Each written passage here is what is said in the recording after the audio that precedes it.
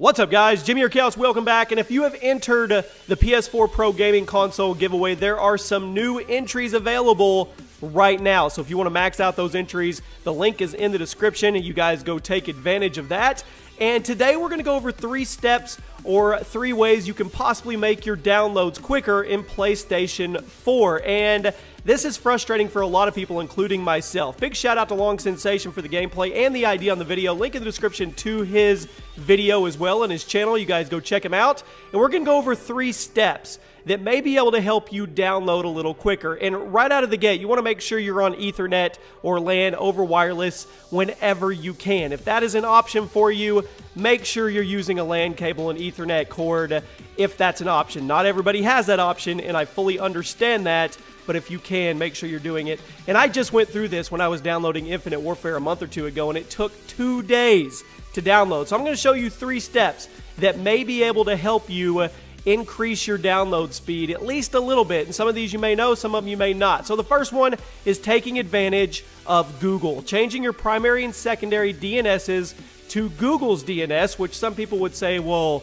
are we allowed to do that? Is Google going to get mad? No, they aren't. And as you can see on the screen here, that is the primary DNS, 8.8.8.8. And then when you go to secondary, it's the same thing, except for it's 8.8.4.4. You replace the last 2 8s with 4s. Now, what this is going to do is piggyback you on Google's DNS. And this helps a lot of people. I've seen a lot of feedback from people that state this one helps out a lot. But let's say this one doesn't help out. You can also use the open DNS address, which I'm going to show you guys here. Once again, you are going to be replacing your primary and your secondary, and anybody can do this. So the primary for the open DNS address, if the Google one doesn't seem to help, is 208.67.222.222, and this one is way longer than the Google DNS. And then you go down to the secondary and you input there as well, 208.67.220.220. So you replace 2 of the 2s from the primary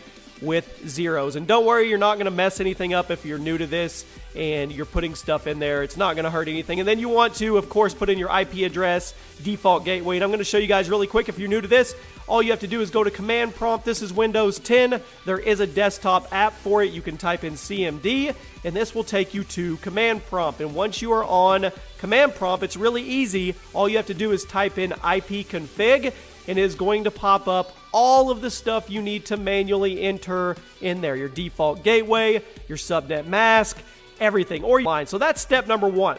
Step number 2 is a little easier, but it's also a little more tedious, but it does seem to work for people. It actually helped me download Modern Warfare Remastered a little quicker. So you need to have a LAN setup. You need to have Ethernet hooked up for this one. You can't be doing wireless, and it's really simple. This one is pretty simple. All you do is disconnect your Ethernet cable from your PlayStation 4, wait 5, 10, 15 seconds, plug it back in, it does something internally and resets the speeds, and for a minute or 2, you're turbocharged. You're on this super boost. Now, some people said there's a slim chance of corrupting your game files you're downloading. I've never heard of feedback on this, but I will just let you guys know as a warning, but that one works pretty well. And the final one, step 3, and this one also works. This one, to me, may be the most consistent, and it's also the easiest. Putting your PlayStation 4 in rest mode or standby mode, and what that does is it closes all the applications. As you can see right there, you go to the power settings. The PS4 will keep operating at a lower power level consumption. You can change control. It will still charge controllers, download update files, and it's just a way of getting rid of all the busy work that it's trying to handle, and it focuses more on those downloads. So if you put your PlayStation 4 in rest mode while you're doing a download, some people don't think that it will continue to download.